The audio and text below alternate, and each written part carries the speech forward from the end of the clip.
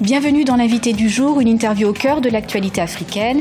Il s'agit d'actualité congolaise aujourd'hui. Pour baliser la voie des élections crédibles et apaisées, le président Joseph Kabila annonce qu'il convoquera bientôt un dialogue national. Mais une partie de l'opposition a déjà annoncé son boycott de ce forum.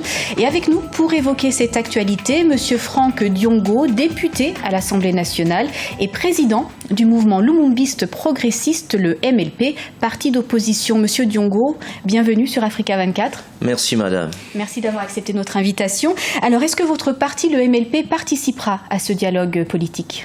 Non, la majorité des peuples congolais, y compris notre parti et notre plateforme, les forums anti-dialogue, rejettera le dialogue et nous allons nous mobiliser pour empêcher ce dialogue.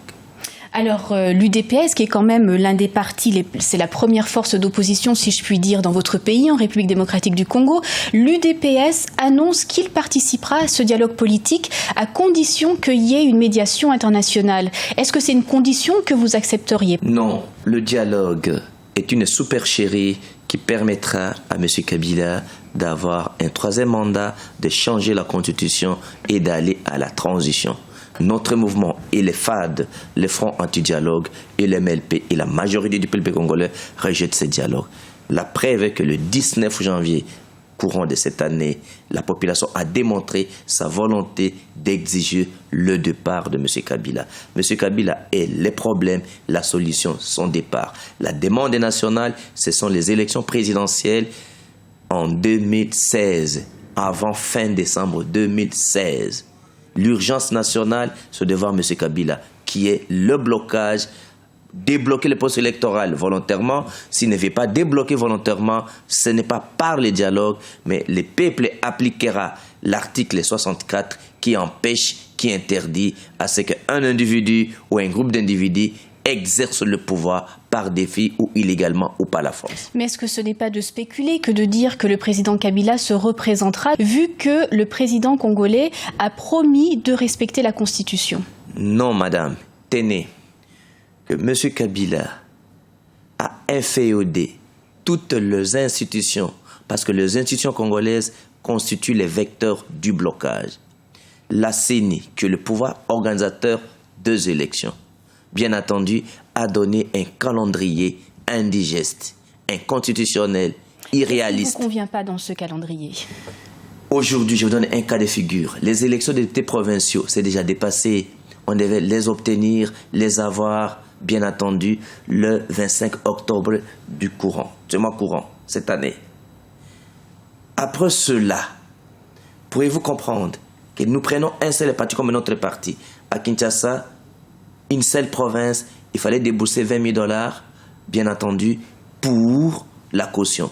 Aujourd'hui, la date du 25 est dépassée, nous n'avons même pas droit à l'information. Donc le blocage est volontaire, chaque institution contribue au blocage du processus électoral sur instruction de M. Kabila.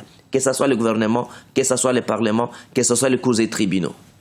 Mais la CENI, d'ailleurs, a annoncé qu'elle n'avait pas assez d'argent, finalement, pour financer ces élections. Notez que lorsque la CENI n'a pas de l'argent, c'est le gouvernement qui donne de l'argent.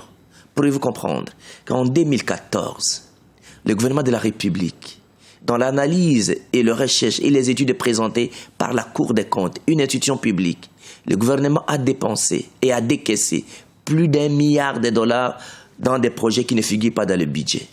Le gouvernement fait un grand dépassement budgétaire. Tenez, au niveau bien entendu des élections provinciales encore, le budget total, c'est $528 millions. Pour des élections qui devaient avoir lieu, bien entendu, au mois d'octobre. Pourriez-vous comprendre qu'à la fin du mois de mai, le gouvernement n'a décaissé que 8,69%. Et la CENI joue sa partition, comme le gouvernement également, qui refuse de donner l'argent à la CENI. Mais alors, il y a plusieurs membres de la communauté internationale, notamment la Grande-Bretagne, qui se dit prête à aider la République démocratique du Congo à organiser ces scrutins. La Grande-Bretagne a conditionné, d'ailleurs, je vous annonce qu'aujourd'hui, la Grande-Bretagne, à travers le représentant des gouvernements britanniques dans les Grands Lacs, a annoncé à Kinshasa qu'ils sont prêts à suspendre leurs contributions, parce qu'après les États-Unis, c'est la Grande-Bretagne qui donne 5 millions de livres sterling par jour, aide au développement et à la MONUSCO. des Nations Unies qui opère à Kinshasa et au Congo. Donc, la Grande-Bretagne est prête à suspendre. Et les Congolais, au nom duquel je suis porteur d'entente des revendications, nous demandons à l'ensemble des partenaires d'exercer des pressions sur M. Kabila, à commencer par des punitions et des sanctions. L'autre grand dossier dans votre pays, c'est la polémique autour du découpage territorial et notamment la nomination de commissaires spéciaux au lieu d'administrateurs comme prévu. Qu'est-ce que vous pensez de cette mesure?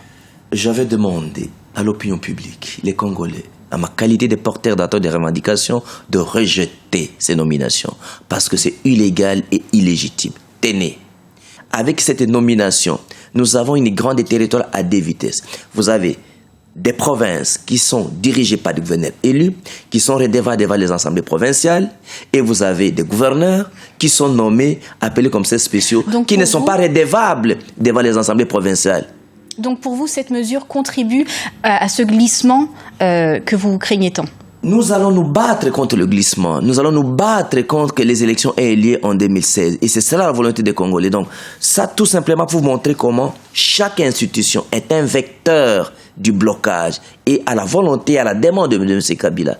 Pouvez-vous comprendre, madame, que la Cour constitutionnelle s'est arrogé un pouvoir, d'octroyer un pouvoir au gouvernement, à l'exécutif de nommer le gouverneur. Ce n'est pas constitutionnel, ce n'est pas légal.